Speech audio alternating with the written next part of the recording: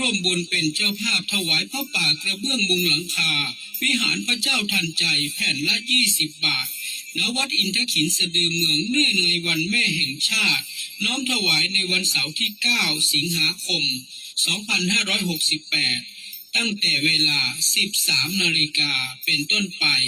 สนใจร่วมทำบุญติดต่อได้ที่พระอาจารย์เจ้าคุณดร.อาทิตย์086-731-3668 หรือที่พี่หนานวุฒิชาติคำปัน 086-671-3446 ได้ตั้งแต่บัดนี้เป็นต้นไปวัดอินทขินท่านให้พบครบเรื่องราวสิบเสียงร้องเรียงเพียงเล่าไม่อาจเทียบเท่าเข้า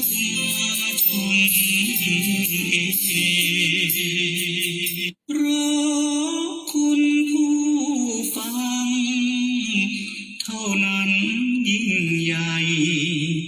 ช่วยเป็นแรงใจให้ความเมตตา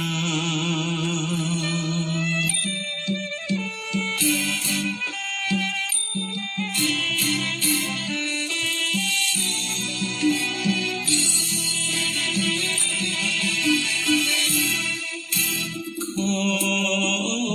กราบขอบคุณที่ได้รับไม่อุ่นการุณจากแฟนรายการเสียงคำกลานไม้ให้ถึงบ้านบุตรชาติคำพันฟังกันสบายน้ำใจไมตรีอยากทำทั่วทิศทุกที่ไหลหลั่งไหลผมขอฝากน้ำวุฒิชาติเอาไว้ช่วยเป็นแรงใจอย่างนี้เรื่อยมา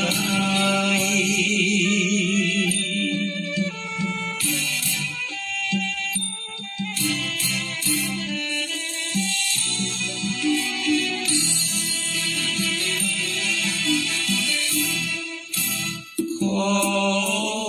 อยู่คู่แฟนคำหากคำพูดไหนเกินรังโปรดให้อภัยเพราะคุณผู้ฟังเท่านั้นยิ่งใหญ่ช่วยเป็นแรงใจให้ความเมตตาขอองค์เทวาสถิตฟ้าฟ้ายิ่งใหญ่ภูมิไทยให้ท่านเถิดนาขอจงเชื่อใจ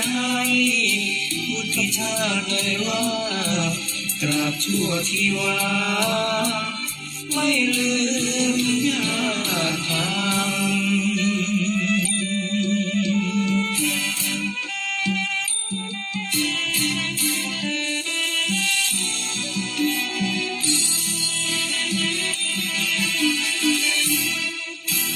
ขอ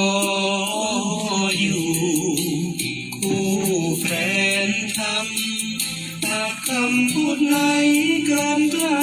ำโปรดให้อภัยเพราะคุณผู้ฟังเท่านั้นยิ่งใหญ่ให้กำลังใจและความเมตตา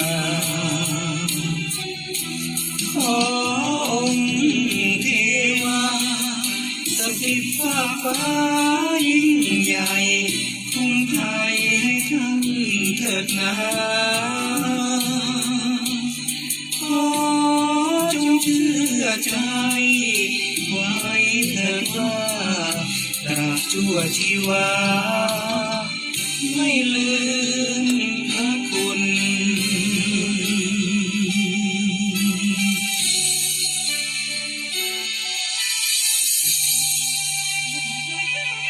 ข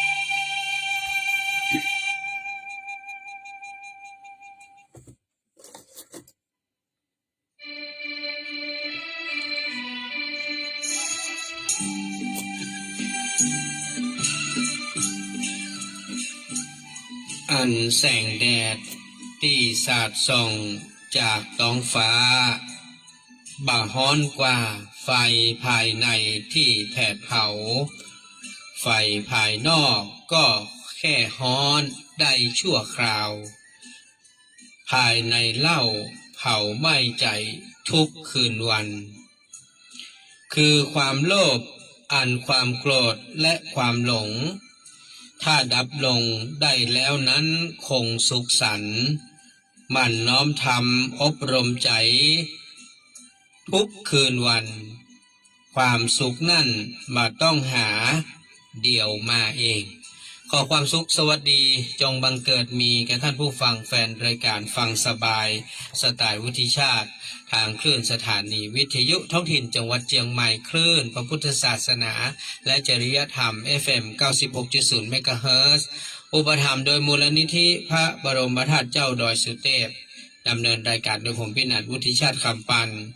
มีพระเดชพระคุณหลวงพ่อพระธรรมเสนาบดีเจ้าวาดวัดพระบรมธาตุดอยสุเทพเจ้าคณะภาค7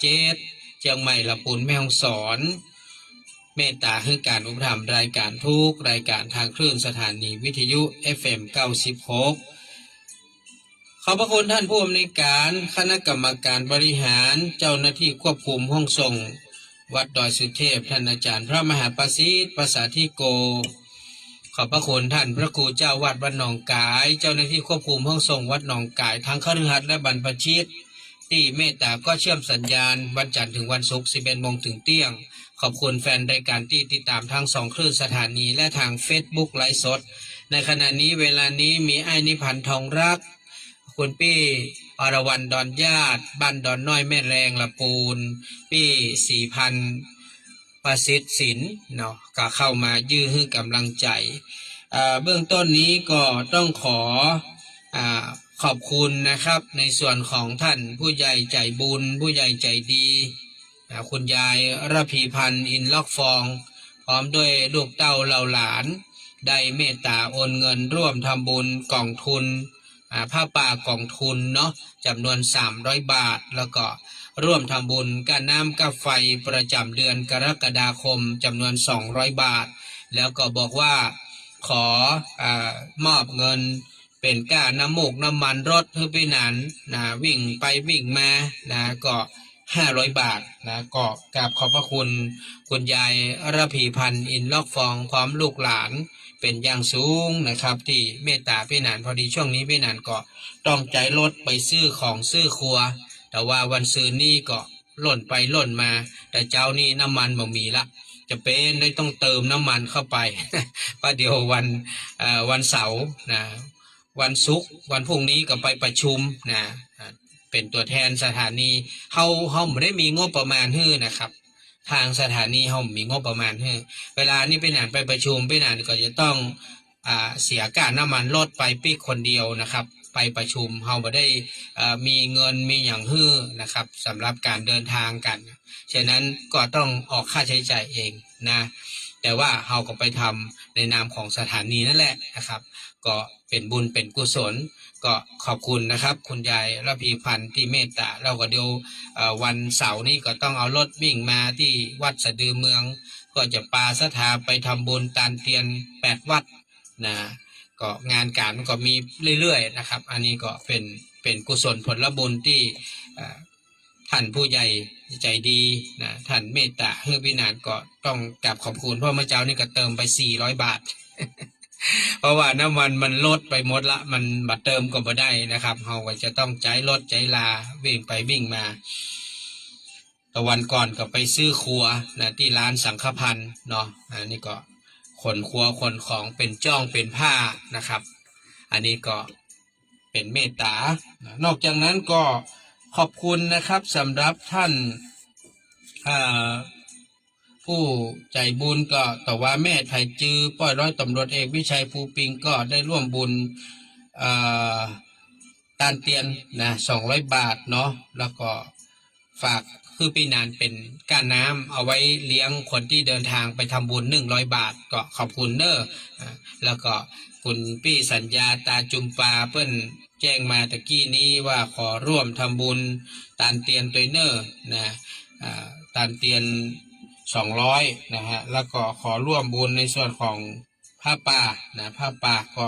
100 บาทเนาะสาธุเนอร์อนุโมทนาพี่สัญญาตาจุมปาพร้อมครอบครัวเนอร์ที่ได้ร่วมบุญมาท่านผู้ฟังครับวันนี้ก็พี่หนานได้มีโอกาสเจอท่านอาจารย์มาได้ปะกันเป็นหลายวันแล้วนะทีนี้ก็เพิ่งจะเจอกันท่านบอกว่าศาลาเปิ้ลเริ่มที่จะทำโครงหลังคาแล้วก็แหมมาเมินเนี่ยเปิ้ลจะทำการมุงหลังคาวิหารพระเจ้าทันใจซึ่งก็ยังบอกมีงบประมาณเพียงพอตอนนี้เปิ้ลเบิกไป1 ล้านละโครงสร้างทั้งหมดแล้วก็ทำหลังคาทำโครงเดี๋ยวเปิ้ลจะมาเบิกแหมงวดหนึ่งหลังจากนั้นเปิ้ลก็คงจะยุดไปก่อนนะเพราะว่างบประมาณเรามีประมาณ2 ล้านนะครับถ้าสร้างเสร็จเนี่ยมันจะประมาณ4 ล้านทีนี้เราก็เลยว่าอาจารย์ถ้าจะรอศรัทธามาแอวแล้วมาปะว่าวัดมีกระเบื้องมุงหลังคาเพื่อร่วมทำบุญแผ่นละ20เนอะมันก็ถ้าจะมามีไข่ม้าช่วงนี้นะวัดอินทขินช่วงนี้เงียบเหงานะถ้าเนนก็เงียบเหงาไปเดียวกันดังนั้นก็เลยอู้กับอาจารย์ว่าไหนๆก็เดือนสิงหาก็เป็นวันแม่ก็ทำพระป่าสักกองบ่นะท่านก็เห็นดีเห็นงามแล้วพี่หนานเนี่ยจะได้นะก็เลยบอกท่านว่าทำเป็นพระป่ากระเบื้องมุงหลังคาวิหารพระเจ้าทันใจวัดอินทขินแต่เฮาก็จะระบุไว้ว่าเจ้าภาพนั้นร่วมทำบุญได้แผ่นละ20 บาทนะจะร่วมเท่าใดก็ได้แผ่นละ20 บาทเนาะมันเป็นการทำบุญที่ชัดเจนนะเพราะว่าเวลาที่ท่านหอมมาเนี่ยอย่างวันนั้นแม่จรูนป้อไพบูลย์ปกปิงเมืองเปิ้นฝากมา100เนี่ยก็จะได้5 แผ่นเห็นไหมเฮาทำบุญเนี่ยบางทีเฮามีครอบครัวเฮาอยู่นะเฮาก็เอาชื่อใส่นะแผ่นละคนก็ได้เนาะเนี่ยแม่จรูนก็แจ้งมาแห่งกรรมเนอะมีชื่อลูกชื่อหลานเอามาใส่ให้มันครบ5 แผ่นนะใส่มันครบ5 แผ่นนะครับหรือม่านก็ใส่ชื่อป้อไพบูลย์แม่จรูนปกปิงเมืองพร้อมลูกหลานอีกก็ได้เนาะแต่กระเบื้องมันแผ่นน้อยเนอะมันไม่ใหญ่เท่าใดนะครับมันไม่ใหญ่เท่าใดฉะนั้นก็อาจจะเขียนได้มานักเนาะฉะนั้นเปิ้ลก็จะเอาเมจิกเขียนชื่อติดบนแผ่นกระเบื้องแล้วจะขึ้นไปวางทับกันบนวิหารถ้าท่านมาทำตอนนี้นะท่านจะไปทำตอนไหนผมถามก่อนถ้าเปิ้ลเอากระเบื้องขึ้นไปมุงแล้วเนี่ยเอาไปเขียนนะมันตันละประเดี๋ยวเนี่ยศาลากำลังใส่ไม้ใส่ละแนงเล็กนะเป็นไม้ละแนงใส่ละแนงเล็กตอนนี้เปิ้ลกำลังใส่แล้วกระเบื้องเนี่ยเปิ้ลสั่งมาแล้วพร้อมที่จะขึ้นมุงได้ถ้าสมมติว่าศาลาทำละแนงเสร็จแล้วมันก็จะเอากระเบื้องขึ้นไปมุงได้เลยเปิ้ลก็จะมุงตั้งแต่บนลงมาถึงลุ่มฉะนั้นเปิ้ลจะต้องมุงให้เสร็จนะครับก่อนที่ศาลาเปิ้ลจะแย้งเพราะว่างบเฮามันหมดฉะนั้นกระเบื้องเนี่ยจะเป็นตัวที่ได้บุญเรียกว่าสูงที่สุดละเพราะว่าหลังคานี่แม้แต่เล็กแม้แต่โครงแม้แต่ละแนงก็ยังอยู่ปืนกระเบื้องนั่นกระเบื้องคือที่ฮับแดดฮับฝนเนาะฮับทุกอย่างเกิ้งกั้นทุกอย่างเกิ้งฝนกั้นแดดเฮาทำบุญแบบนี้เนี่ยมันก็เหมือนกับเป็นการทำให้เกิดอานิสงส์กับเฮาทำให้เฮาเนี่ยรอดปลอดภัยนะจากภัยทั้งหลายเพื่อจะได้กั้นได้เกิ้งบ่ให้เกิดภัยอันตรายให้เกิดขึ้นกับเฮาผมถึงบอกว่าการทำบุญแบบนี้มันชัดเจนและมันตรงไปตรงมาสมมติว่าท่านหอมมาต่อใดผมจะฮื้อเนนเขียนเลย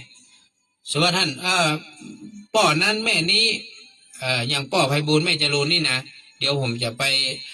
ฮื้อสามเณรฮื้อตู้เจ้าเขียนเมจิกติดกับเบื้องเลยเพราะเงินมีหนี้แล้วไงเงินมีหนี้แล้วผมจะเอารายชื่อให้เขาเขียนเลยเขียนศาลาเพื่อจะเอาขึ้นไปมุงวันแฮมเบอร์กี่วันแล้วเนี่ยแฮมเบอร์เกิน3-4 วันดังหน้านี่จะมุงแล้วนะจะมุงแล้วเขาจะต้องเร่งที่จะให้จะหอมเพื่อจะเอาชื่อใส่กับเบื้องขึ้นไปมุง นะฉะนั้นถ้าเฮาจ้าเนี่ยกระเบื้องมันขึ้นไปข้างบนแล้วเนี่ย ถามว่าเฮาได้เป็นเจ้าภาพก็ได้เป็น แต่ว่าเฮาไม่ได้เขียนชื่อใส่เนอะเพราะว่ากระเบื้องมันอยู่บนหลังคาแล้วไผ่คงขึ้นไปเขียนนะนอกจากจะไปเจิญซูเปอร์แมนมาอุลตร้าแมนมา สไปเดอร์แมนมา ไปเขียนให้กรรมนี่นะบ่ได้ละท่านผู้ฟังฉะนั้นถ้าใครอยากให้ทำบุญแล้วก็อยากให้เอาจืบเขียนติดกับเบื้องขอให้ท่านเร่งห่วมเร่งหอมมาบุยนี่แหละเพราะว่าเวลามันมีมันนักศาลาจะเริ่มมุงขึ้นมุงติ๊กๆนะเดี๋ยวนี้ไม้เล็กละเนงเปิ้นกำลังติดละก็คิดว่าน่าจะประมาณ2-3 วันนี้น่าจะใส่ละเนงเสร็จหลังจากนั้นเปิ้นจะต้องเอากระเบื้องขึ้นไปมุงอาจารย์เจ้าคุณบอกว่าเป็น10,000 แผ่นนะเป็น10,000 แผ่นอันนั้นเฮาต้องช่วยกันละใน10,000 แผ่นเนี่ยเขาต้องช่วยกันนะเฮาช่วยนักช่วยน้อยเฮาต้องช่วยกันนะครับ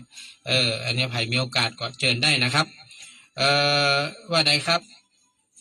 ไอ้หนานเจ้าแม่จันเพ็ญใจคำนางสาวพิมนาราใจสุรชัยนายพยุงศักดิ์ใจคำหอม500นะเจ้าครับแม่จันเพ็ญใจคำแล้วก็นายสุรชัยใจคำนางสาวพิมนาราใจสุรชัยมาใจมีนายสุรชัยตัวเป็นนายอย่างนายพยุงศักดิ์นายพยุงศักดิ์ใจคำเนาะแม่เนาะทั้งหมด500 บาทเนาะแม่เนาะนางสาวพิมนาราใจสุรชัยเด้อได้เดี๋ยวผมจะฮื้อเนนถ้าแม่โอนเงินมาแล้วจะฮื้อเนนเขาพิมพ์ฮื้อเนอะเขียนฮื้อเนอะเดี๋ยวมื้อถ้า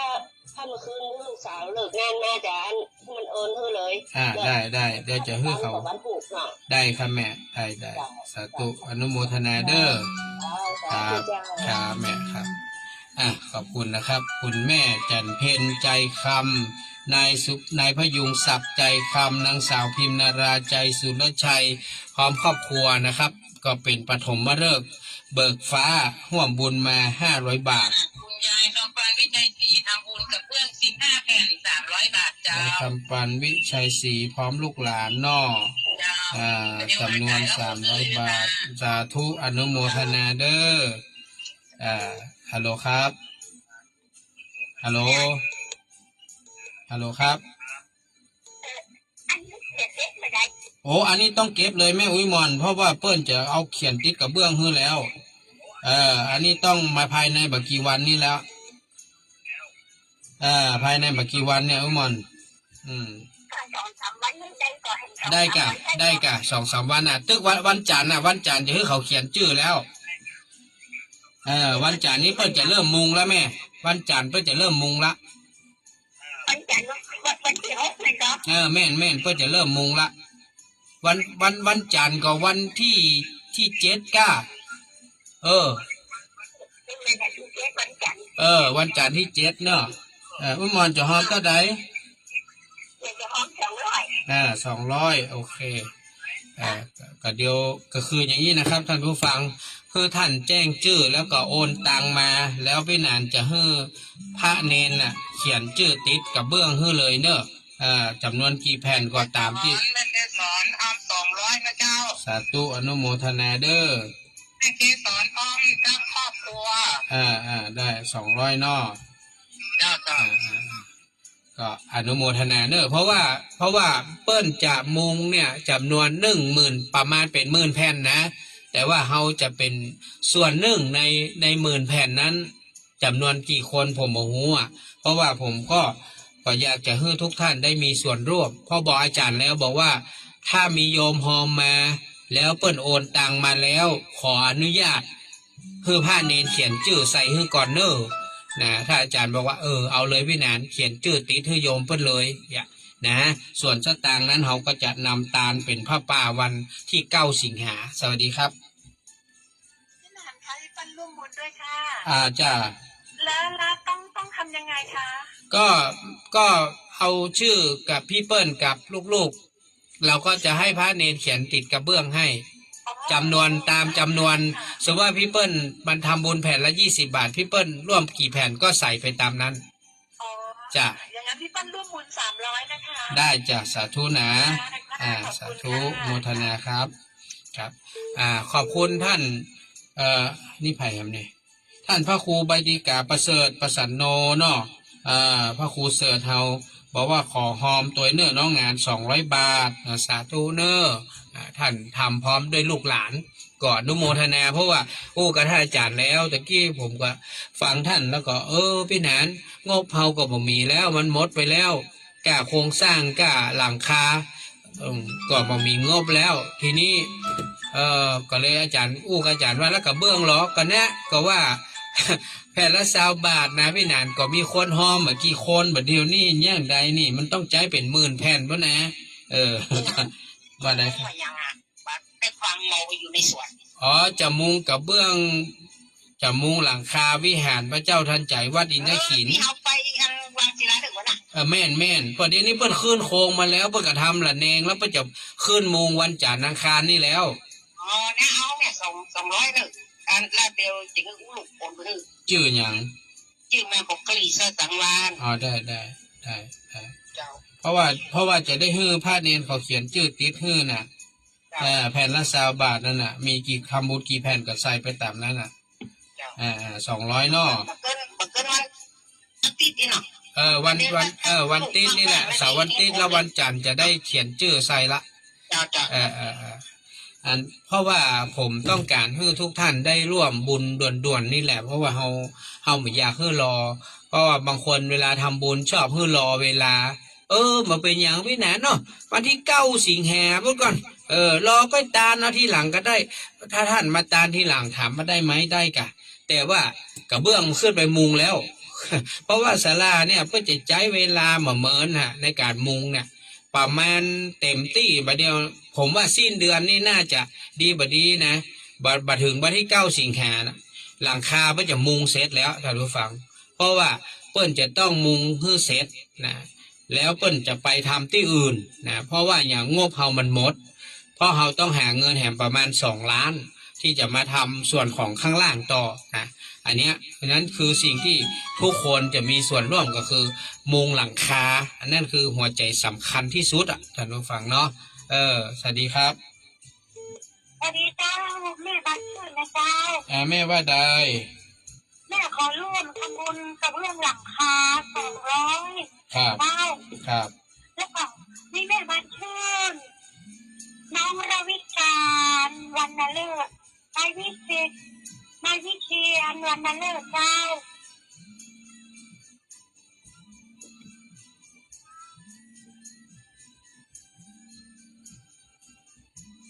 นายวิสิตนายวิเชียรเนาะแม่เนาะ เจ้าน้องระวิการนางสาวระวิการวันนฤกษ์ ครับโอเค200เนาะแม่เนาะ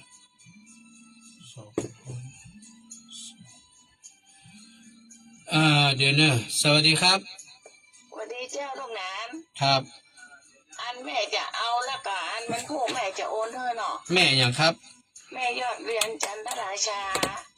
ครับ นายดำรงชัยจันทราชา แล้วก็นายยุทธนาจันทราชา แล้วก็ เดี๋ยวแม่จ้าแม่บอกไว้พี่หนานจดบัตรตันแม่จดบัตรตัน เรื่องไหนนะเจ้า เอาแม่ยอดเรือนแล้วก็นายอย่างก็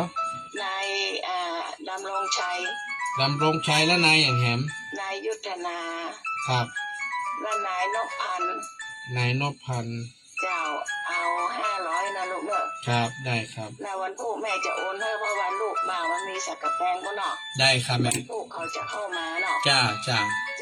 ครับ ขอบคุณนะ ค เจ้า รับสาธุครับแม่อนุโมทนาเด้อเดี๋ยวขอรับสายสวัสดีครับฮัลโหลครับสายดูดไปก็โทรมาใหม่เนอะคุณแม่สายทองว่าไง ฮัลโหล แม่สายทองว่าได้ครับ แล้วแม่หอบไป200กระเบื้องเนอะ ครับได้ครับ หอบกระเบื้อง200 ครับ อันแล้วก็อันพร้อมครอบครัวเนอะ ครับ พร้อมลูกหลาน ครับ เนาะ ครับ แม่โอนให้เรียบร้อยแล้วนะ สาธุครับ ครับผม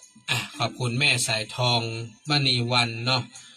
พร้อมด้วยครอบครัวลูกเต้าเหล่าหลานบอกว่าโอนให้เรียบร้อยละ200 บาทแล้วก็มีของนางสาวดาราลาดสิงห์วันนะครับนางสาวนภัทร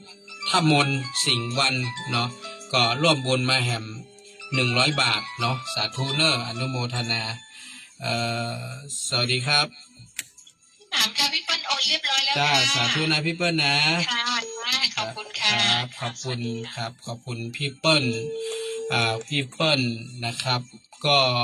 น้อง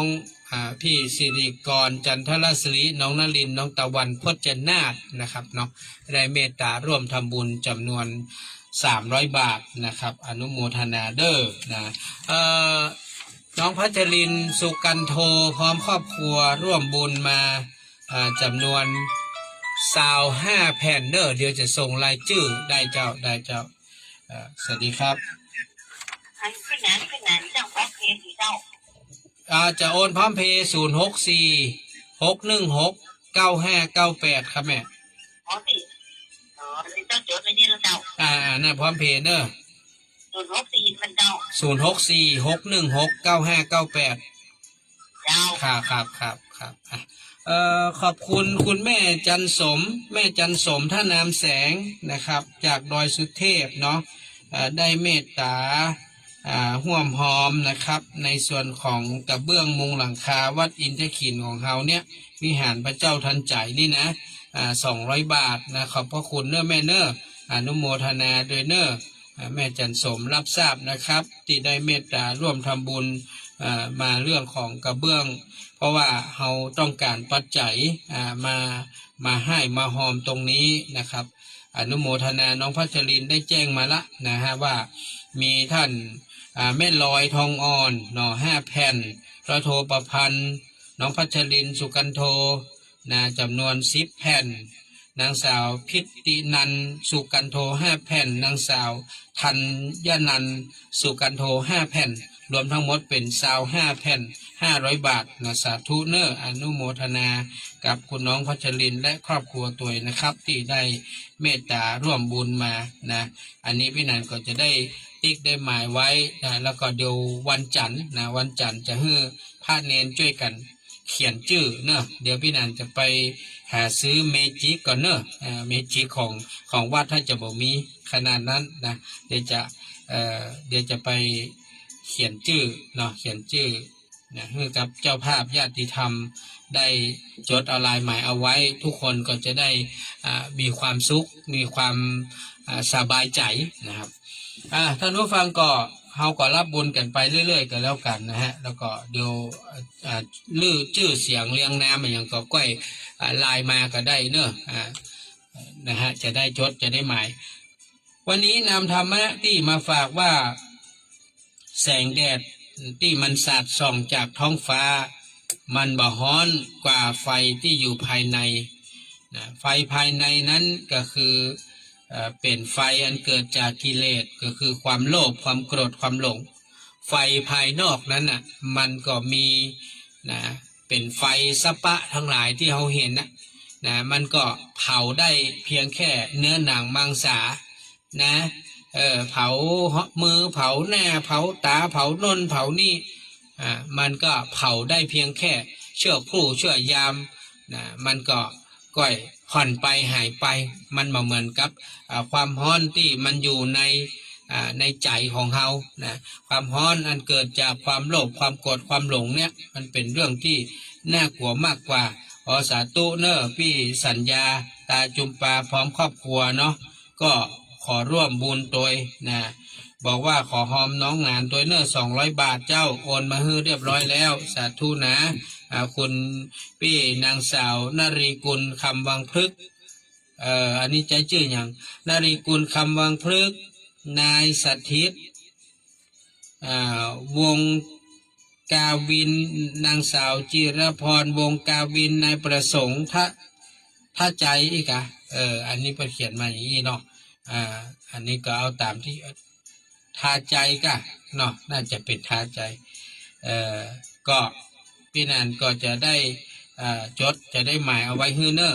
เปิ้นร่วมทำบุญมาจำนวน200 บาทนะครับ ก็เดี๋ยวจะหมายไว้ให้เนาะอันนี้เพิ่นโอนมาละนะครับโอนมาแล้วนะสำหรับท่านที่โอนมาแล้วเขาก็จะได้ติ๊กได้หมายไว้ว่าไผโอนมาได้โอนเนาะก็แจ้งตัวเนอะคุณแม่วันจะพันศรีโปธาบอกว่าขอร่วมบุญ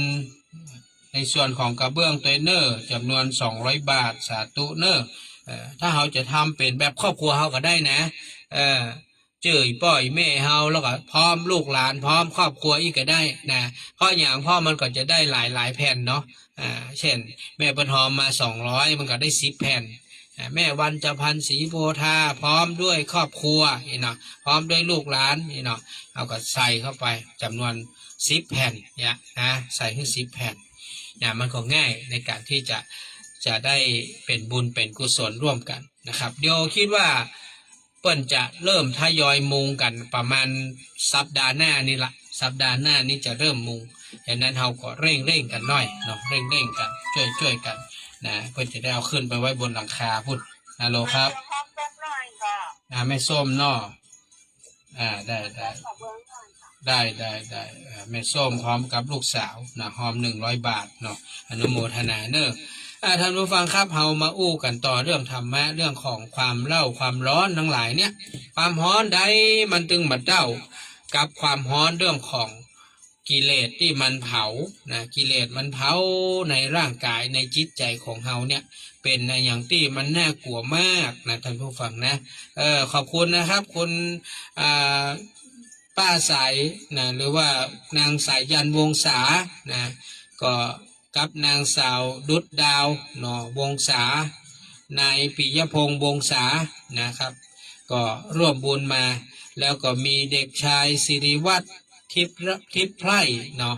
นายจำนงคำแก้วนายนาคเครือปัญญานางทองเครือปัญญานายสุรเดชเครือปัญญาไอ้หนานแม่สายยันวงศาแล้วก็ร่วมบุญมาจำนวน200 บาทเนาะสาธุเนอร์อนุโมทนาด้วยนะครับนี่ก็เป็นเจ้าภาพที่จะร่วมบุญนะครับมาด้วยกันพี่นานเองก็บอกอาจารย์ว่าเป็นยังเดี๋ยวญาติธรรมของแฟนคลับเฮาเนี่ยเปิดตึงใจช่วยนะเปิดฟังรายการเปิดตึงใจช่วยอาจารย์ต้องเป็นห่วงนะอย่างน้อยก็ได้สักเล็กสักน้อยก็ยังดีเนาะก่อนที่จะมุงหลังคาเนี่ยขอให้มันได้มาสักเล็กสักน้อยนะพี่นันก็วันพรุ่งนี้บ่ได้ออกวิทยุเนอะต้องบอกก่อนพรุ่งนี้ท่านก็โอนเงินแล้วก็แจ้งพี่นันทำกรรมก็ได้เพราะว่าพี่นันจะต้องไปประชุมนะที่กสทชนะในนามของสถานีวิทยุขึ้น96ก็ฝากบอกเครือข่ายหนองไก่ด้วยนะครับเนอะพรุ่งนี้พี่นันลาเนอะลา1 วันบ่ได้ออกวิทยุนะครับบ่ได้ออก Facebook วันนี้สิ่งที่เราจะต้องพยายามทำเพื่อได้แล้วก็ดับเพื่อได้นั่นก็คือเรื่องของความโลภความโกรธความหลงนะเขาจะเนี่ยจะได้ก็ได้นะคือความโลภความโกรธความหลงของเขาเนี่ยคือมันลดน้อยถอยลงไปคือมากที่สุดเท่าที่จะทำได้ถ้าบ่อั้นชีวิตของคนเฮานี่นะมันก็จะอยู่ยากลำบากไปติ๊กๆนะฮะมันไม่มีอย่างที่มันจะสุขสบายได้นะท่านผู้ฟังนะสวัสดีครับฮัลโหลหลุดไปเดี๋ยวก็โทรมาใหม่เนาะขอบคุณนะครับขอบคุณคุณปี้ที่ตายานีคุณยายจันดีหมอกเมฆพร้อมด้วยครอบครัวเนาะเมื่อกี้บอกว่าจะฮับไว้ประมาณ15 แผ่นนะครับก่อนจะได้ก็แจ้งนามกรรมเนาะพี่นันจะได้จดได้หมายเอาไว้แล้วก็จะได้ให้พระเนรเฮาช่วยกันเขียนนะเนี่ยเพราะว่ามีเวลาก็ให้เพิ่นช่วยกันเขียนให้เนาะเขียนให้ญาติโยมนะจะได้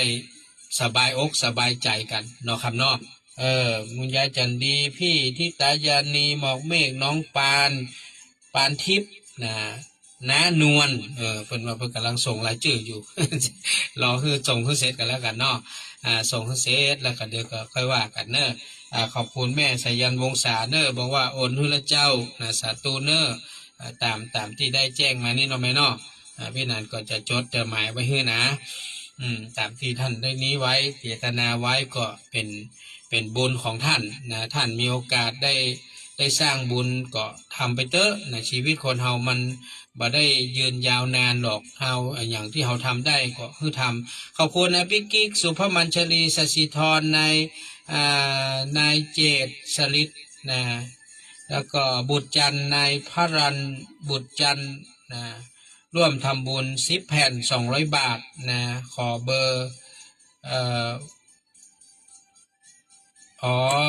เนี่ยนะครับ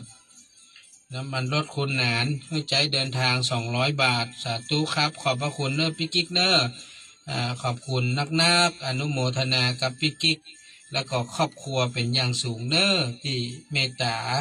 นะพี่หนานนะครับก็ด้วยความที่เรียกว่าอยากจะให้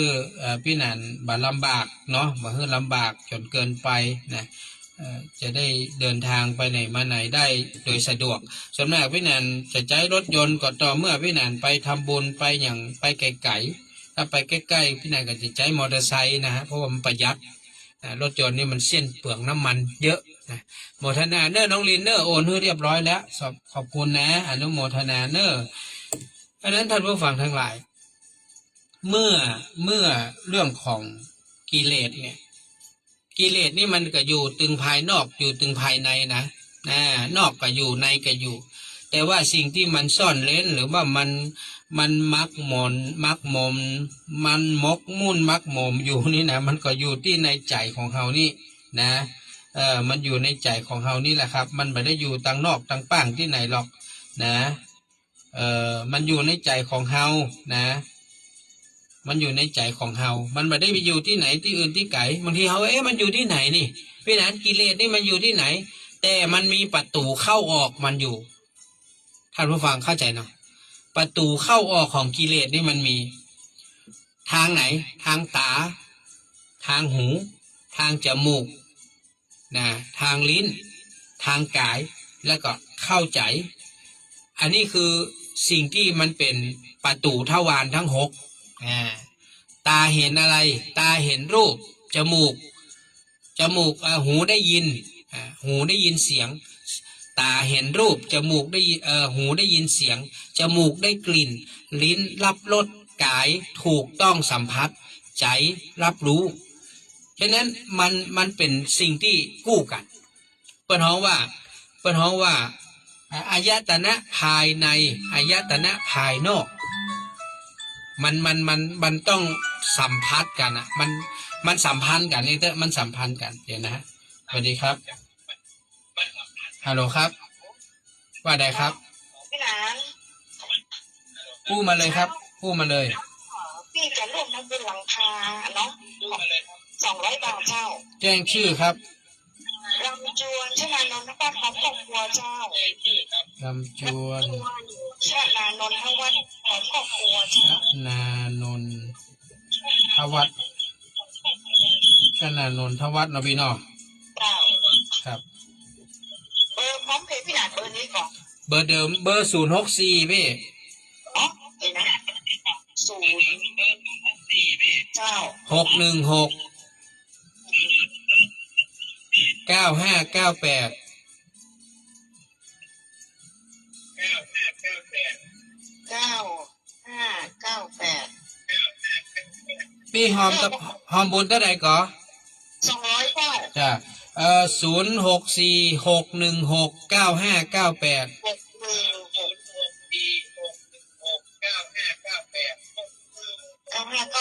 ครับผมครับพี่โอนเข้าไปเนอะครับโมทนาครับฮัลโหลครับสวัสดีครับแม่จะโจนะเจ้าแม่ว่าได้ไปเอา500ครับขอบคุณเจ้าวันพ่อกับบุตรดาแล้วก็ขอบคุณในน้องแก้วตุ่นเดี๋ยวแม่ฮือน้องเปิ้นส่งมาในไลน์ได้ก่อนเนาะเดี๋ยวผมครับเนาะแล้วอันพระป่ากองทุนได้ห่วมก่อพระป่ากองทุนไม่ได้ห่วมเจ้าได้500เจ้า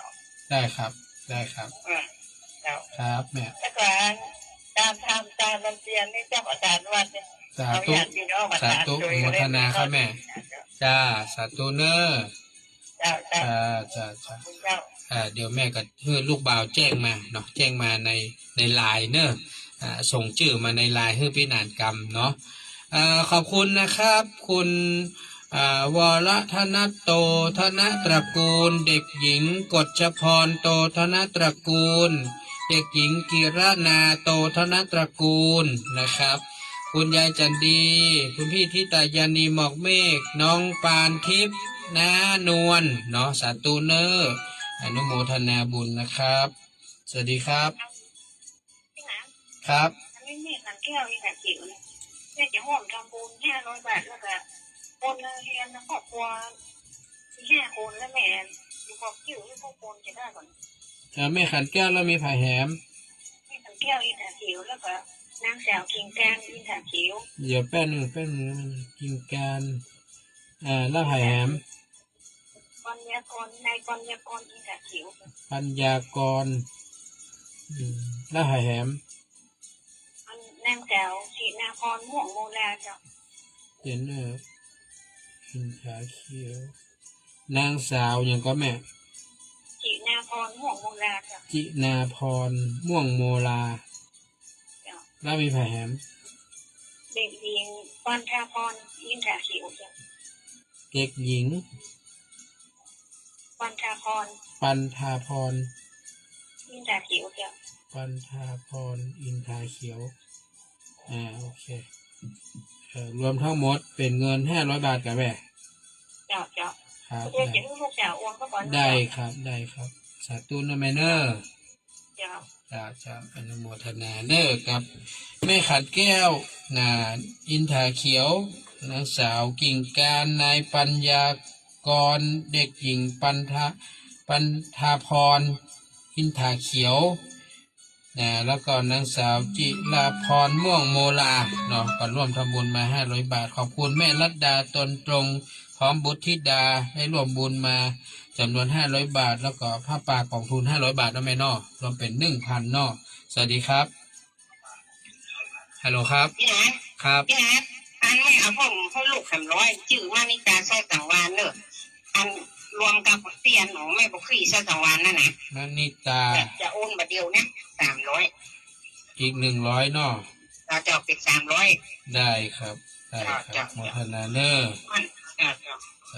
าธุอนุโมทนาครับแม่แม่ก็แม่บัวคลี่สร้อยสังวานพร้อมด้วยนายวิสิตนายวิเชียนไม่ใช่แม่บัวคลี่สร้อยสังวาน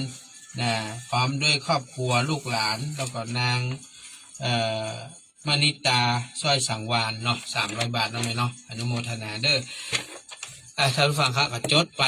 ออกรายการไปก็จะหมดเวลาแหวละเวลาน้อยเดียวฉะนั้นสิ่งที่เราจะต้องพยายามเนี่ยหรือทำให้ได้มากที่สุดนั่นก็คือเรื่องของการควบคุมกิเลสกิเลสเนี่ยมันก็ควบคุมยากนะแล้วที่จะควบคุมกิเลสจะไปควบคุมจะใดบางคนท่านก็ถามสวัสดีครับ ว่าพี่หาที่จนสกลไปเรียบร้อยแล้วเนอะ สาธุพี่ลมจวนนอ ขอตัว จ้าสาธุเนอ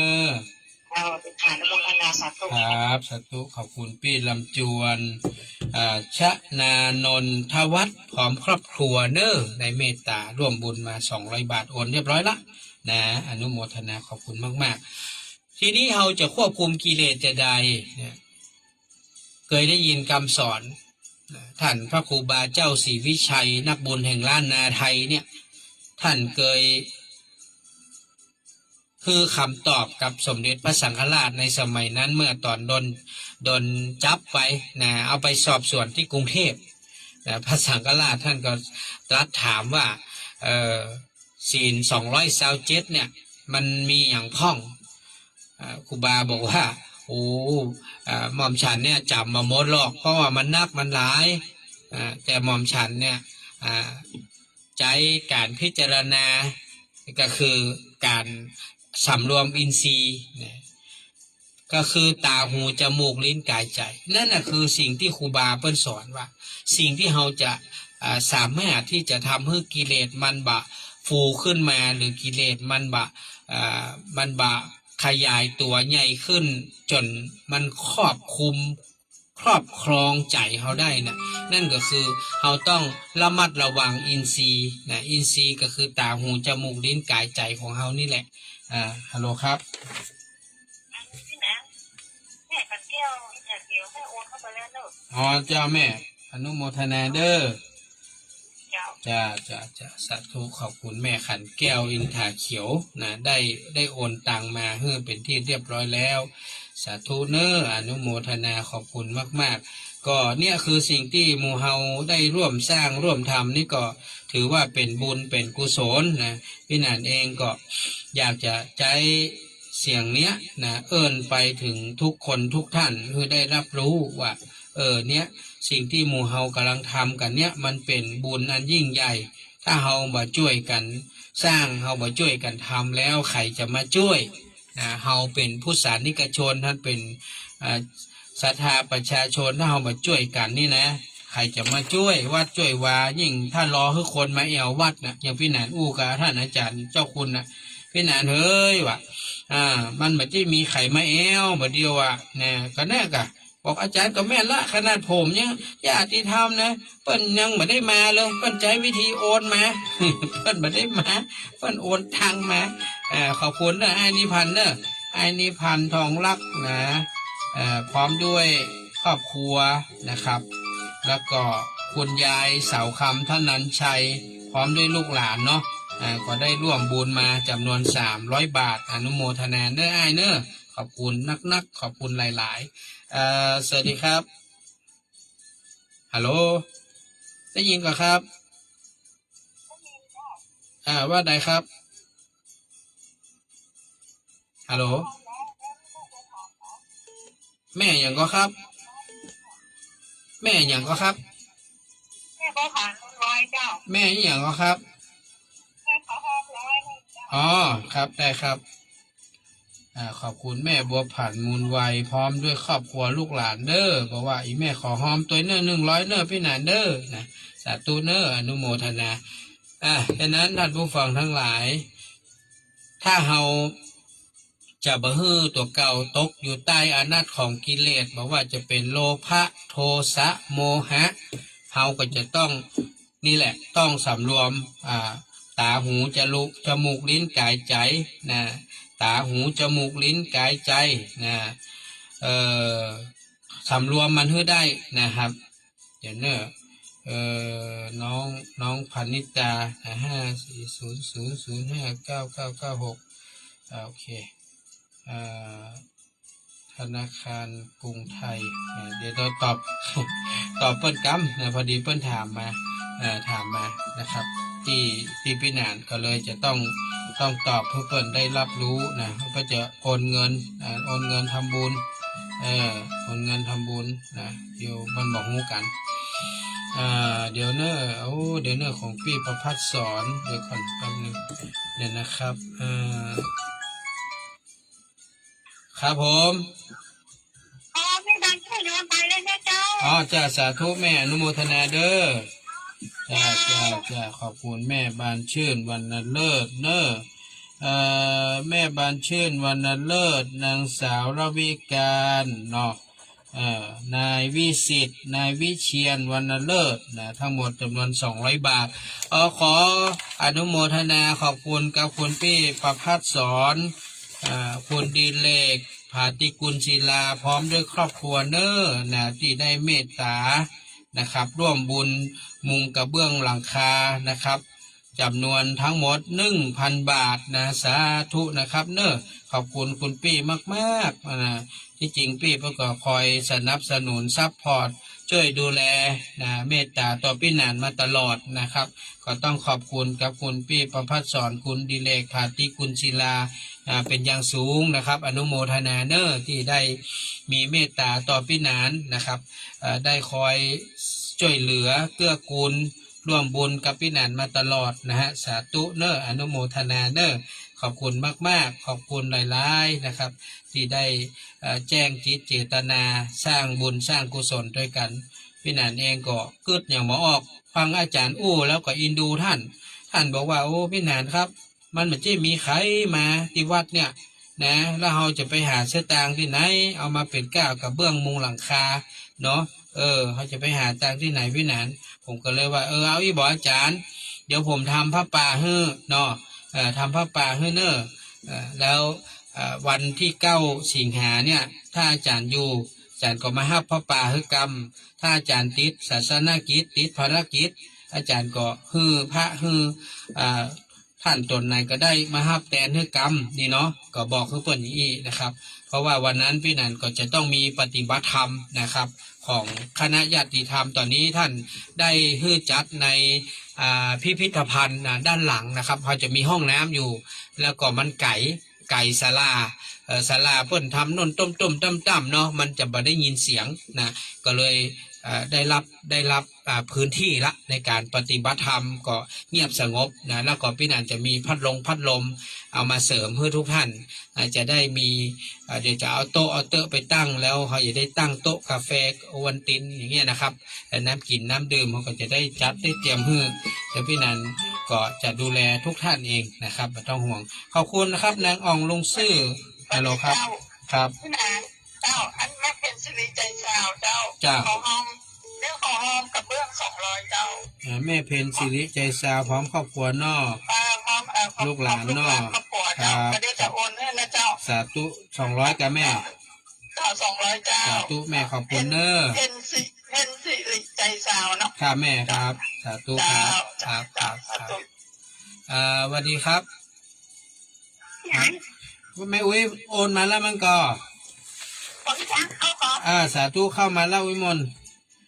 เข้ามาแล้วเด้อสาธุเนอะ นางเวลาพรโค้งสวัสดิ์เลย เวลาเดี๋ยวแป๊บนึงไปหาสหาววิมลก่อนเนอะเดี๋ยวหาเจอก่อนนางอะไรก็ เวลาพรโค้งสวัสดิ์ เดี๋ยววราพรคงสวัสดิ์ จ้ะ เ ใช้อานนท์แสงบุญ ด็กชายอานนท์แสงบุญเนาะ จ้ะแล้วน้องนั่นก็แม่ของแม่นามสกุลแสงบุญแม่จันทร์คำครอบครัวหมดอะลูก สาธุเนอะ จ้า เจ้าอนุโมทนาแม่อุมอนด้วยเนอะท่านผู้ฟังครับเวลากับมดเวลาวันนี้ก็คงไม่ได้อู้อย่างนักงูหนังลายขอสุมาเคลื่อน96ขอสุมาเคลื่อนนองกายพอดีช่วยอาจารย์เจ้าคุณเปิ่นนะเปิ่นติดงาน พี่นาน แม่ว่าไงครับ อ๋อไม่เอาไรนะคะขอหอมกระเบื้อง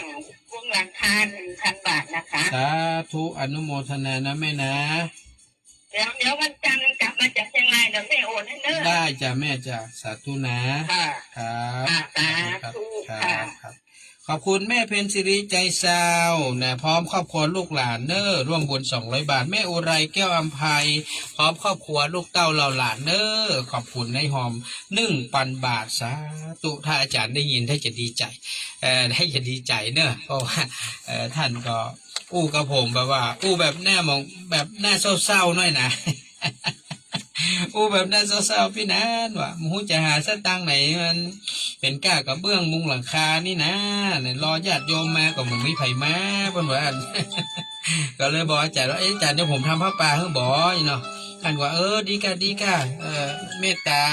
ของญาติโยมเนาะแล้วพี่นันกับญาติโยมจะเมตตาช่วยเนาะบอกได้ครับจะช่วยกันท่านผู้ฟังเนาะเขาก็อยู่ที่วัดอินทขีนเขาก็ช่วยกันนะท่านผู้ฟังนะขอบคุณเด้อแม่วันจะพันบอกว่าโอนมาให้แล้วสาธุนะเดี๋ยววันจันทร์นี้ผมจะให้สามเณรเขียนชื่อแล้วเนอะผมจะพิมพ์ชื่อแล้วก็จะส่งชื่อให้สามเณร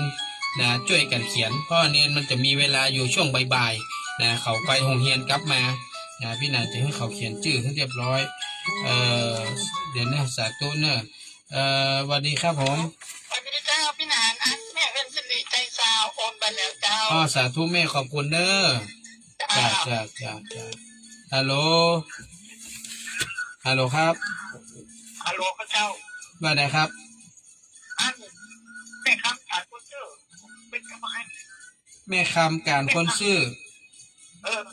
นายธนศิลป์วงแหวน ธนศิลป์กงแหวน 200เนอะ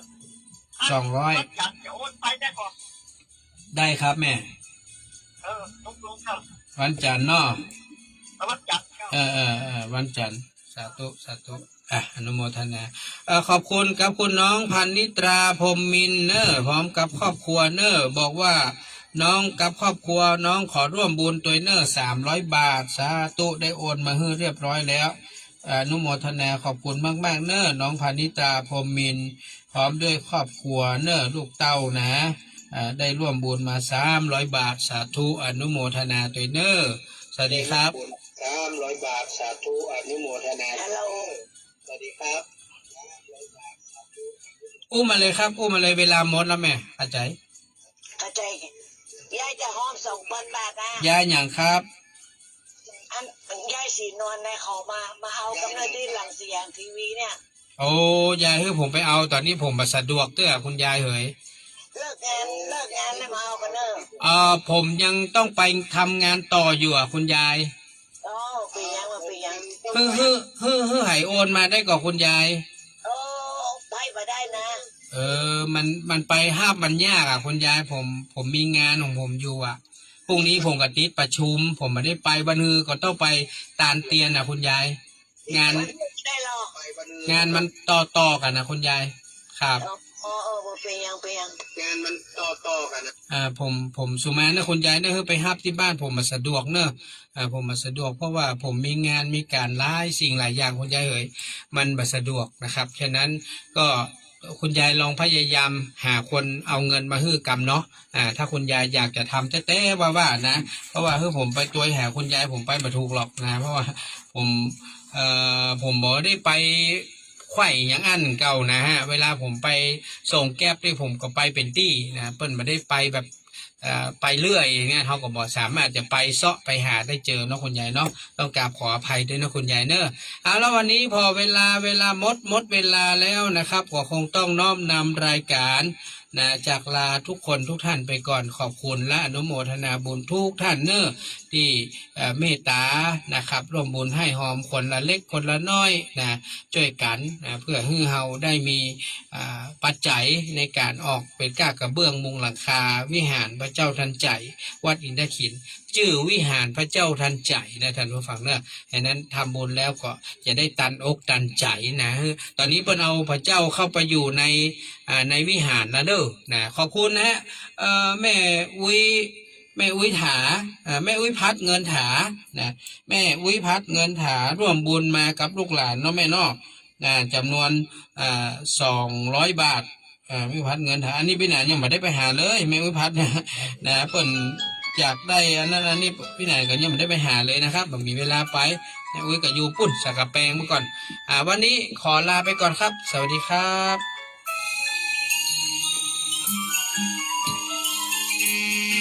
ว่าไหนครับ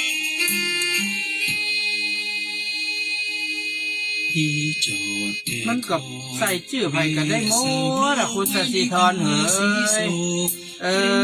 สัสิธรก็มาเขียนเองก็ได้วันนั้นมาเจ้าหน่อยกะมาเขียนแล้วสตางค์ใส่ซองมาเขียนเองเลยวันนั้นเนอะมาเจ้าหน่อยรถออก7 โมงสัสิธรก็มาตี5มาเขียนชื่อได้เต็มที่นะชื่อใส่ซองเหี่ยนะน่ะเจ้าปีนหัวเอาเนอะกรรมของพี่คอยน้องจนถึงตี4ไม่เห็นสาวในตาคม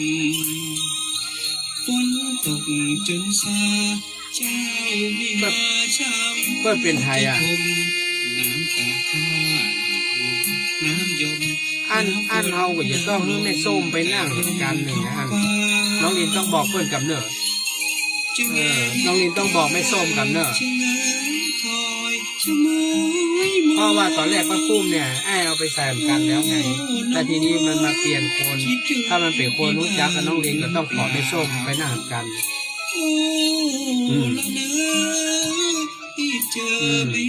แต่เพียงเราไม่อยากแล้วมันนั่งข้างหลังได้เหรอได้หมดเนาะอันเดียวจะขอไม่ส้มก็ได้เดี๋ยวจะขอไม่ส้มเอาแต่ฮับเปิ้ลมาเจอเนี่ยไม่ส้มนะแล้ววันนั้นเปิ้ลฮับที่บ้านน้องดินที่เดียวมึงก็ ขอสีพุทธชินราชช่วยดลใจเป็นใหญ่สว่าง ไม่ส้มก็อยู่ให้กันอยู่ที่แน่คอกฮารอ เป็นควัน แน่แล้วมันแบบแวะหลายที่เนาะเพราะว่าเดี๋ยวมันจะต้องมาที่วัดนี้กินแบบเกิน7 โมงเอาจะออกแล้วนะ ไปรักไม่ค่อยท่า โอเคครับผมหมอเกมมาอยู่ฟังเพิ่งนั่นแหละเพิ่งเขาออกมาแล้วกันเนาะโอเคแล้วไปลืมไม่ส้มเนอะสาธุจ้าแม่วงเงินจะมาขึ้นที่บ้านน้องนะโอเค